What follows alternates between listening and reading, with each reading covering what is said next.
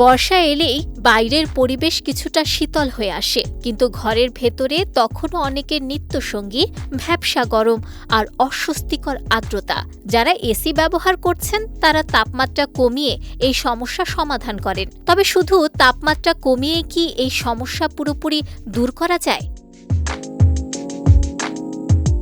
উত্তর না। উল্টো এসি ব্যবহারে কয়েকটি সাধারণ ভুলের কারণে ঘরে স্যাঁতস্যাঁতে পরিবেশ তৈরি হতে পারে, যা জীবাণু ও ছত্রাক বৃদ্ধির ঝুঁকিও বাড়ায়।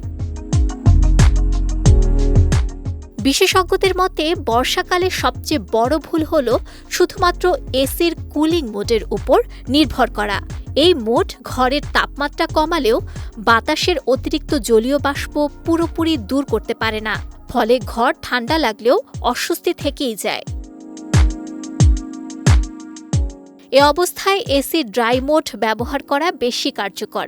সাধারণত রিমোটে পানির ফোঁটার চিহ্ন দিয়ে এই অপশনটি দেখানো থাকে। এই মোড বাতাসের অতিরিক্ত আর্দ্রতা কমিয়ে ঘরকে আরও আরামদায়ক করে তোলে। একই সঙ্গে স্যাঁতস্যাঁতে পরিবেশ কম থাকায় ব্যাকটেরিয়া ও ছত্রাক ছড়িয়ে পড়ার সম্ভাবনাও কিছুটা হ্রাস পায়। আরেকটি ভুল ধারণা হল দীর্ঘ সময় কুলিং মোডে এসি চালালে ভালো ফল পাওয়া যায়। বাস্তবে বর্ষাকালে অতিরিক্ত ঠান্ডার প্রয়োজন না থাকায় ড্রাই মোড ব্যবহার করাই বেশি উপযোগী। এতে এসির কম্প্রেসার তুলনামূলক কম সময় চালু থাকে, ফলে বিদ্যুৎ খরচও কম হতে পারে।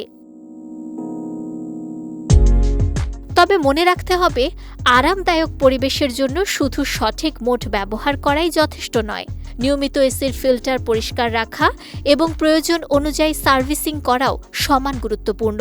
কারণ পরিষ্কার এসি শুধু ভালোভাবে কাজই করে না, ঘরের বাতাসও তুলনামূলক স্বাস্থ্যকর রাখতে সাহায্য করে। তাই বর্ষায় এসি ব্যবহার করার সময় শুধু তাপমাত্রা নয়, আর্দ্রতা নিয়ন্ত্রণের দিকেও গুরুত্ব দিন। সঠিক মোড বেছে নিলে যেমন আরাম মিলবে, তেমনই কমবে অপ্রয়োজনীয় বিদ্যুৎ ব্যয়ও। নুসরাত আহমেদ, বিজয় টিভি নিউজ ডেস্ক।